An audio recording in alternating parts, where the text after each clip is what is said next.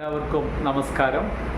GST place of supply എന്ന് പറയുന്ന ഒരു കൺസെപ്റ്റ് വളരെ ഇമ്പോർട്ടൻ്റ് ആണ്. എന്തുകൊണ്ടാണെന്ന് കരുതിയാൽ ഈ പ്ലേസ് ഓഫ് സപ്ലൈയെ ബേസ് ചെയ്തിട്ടാണ് GSTയിൽ CGST ആയാലും SGST ആയാലും IGST ആയാലും ഒക്കെ ഫിക്സ് ചെയ്യേണ്ടത്. പലപ്പോഴും ഈ ഒരു പ്ലേസ് ഓഫ് സപ്ലൈ എല്ലാവരിലും കൺഫ്യൂഷൻസ് ഉണ്ടാകാറുണ്ട്. ഇപ്പോൾ ഒരു ഉദാഹരണം പറയുകയാണെങ്കിൽ, ഞാനൊരു GST രജിസ്ട്രേഡ് ആയ ഒരു കേരളത്തിൽ GST രജിസ്ട്രേഡ് ആയ ഒരു വ്യക്തിയാണ്.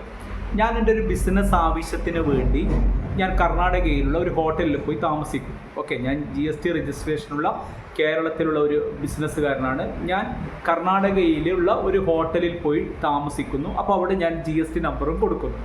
അപ്പോൾ കർണാടകയിൽ 29 GST നമ്പർ, കേരളത്തിൻ്റെ GST സ്റ്റേറ്റ് കോഡ് എന്നുള്ളത് 32 ആണ്.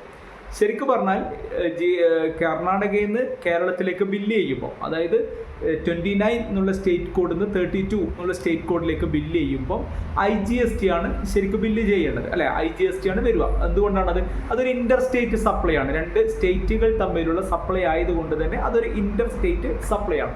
പക്ഷേ പ്ലേസ് ഓഫ് സപ്ലൈ റൂൾ പ്രകാരം, place of supply related to immovable property പ്രകാരം, എവിടെയാണോ ആ ഇമ്മൂവബിൾ പ്രോപ്പർട്ടി ഉള്ളത് അതാണ് ആ ട്രാൻസാക്ഷൻ്റെ പ്ലേസ് ഓഫ് സപ്ലൈ. ഇപ്പോൾ ഇവിടെ ഒരു ഉദാഹരണം പറയുകയാണെങ്കിൽ, ഇപ്പോൾ ഈ പറഞ്ഞ ഉദാഹരണത്തിൽ തന്നെ നോക്കുവാണെങ്കിൽ, ഈ ഹോട്ടൽ എവിടെയാണ് സ്ഥിതി ചെയ്യുന്നത്?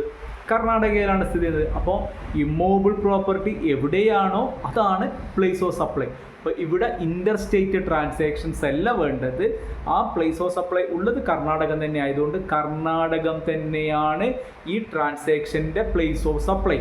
അപ്പോൾ ഇവിടെ IGSTയിലല്ല ബില്ല് ചെയ്യേണ്ടത്, ഇവിടെ ബില്ല് ചെയ്യേണ്ടത് CGST SGSTയിലാണ് ബില്ല് ചെയ്യേണ്ടത്. അപ്പോൾ ഞാൻ കേരളത്തിൽ നിന്ന് കർണാടകയിൽ താമസിക്കാൻ പോകുന്നു. ആ കർണാടക ഹോട്ടലിൽ എന്താണ്, അവർ പ്ലേസ് ഓഫ് സപ്ലൈ റൂൾ പ്രകാരം അവരെനിക്ക് IGSTയിലല്ല ബില്ല് ചെയ്യേണ്ടത്, CGST SGSTയിലാണ് ബില്ല് ചെയ്യേണ്ടത്. ഈ ഇൻപുട്ട് എനിക്ക് എടുക്കാൻ പാടുള്ളതല്ല.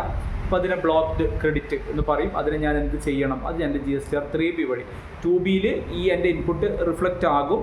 ആ 2B വഴി 3Bയിലേക്ക് എൻ്റെ ഈ ഇൻപുട്ട് കയറി വന്നാൽ ഇതിനെ ഞാൻ റിവേഴ്സ് ചെയ്ത് കളയണം. പ്ലേസ് ഓഫ് സപ്ലൈ റൂൾ പ്രകാരം എനിക്ക് നഷ്ടപ്പെട്ട ഇൻപുട്ടാണിത്. ഇത് പെർമനൻ്റ് ആയിട്ട് ഈ ഇൻപുട്ടിനെ റിവേഴ്സ് ചെയ്ത് കളയണം.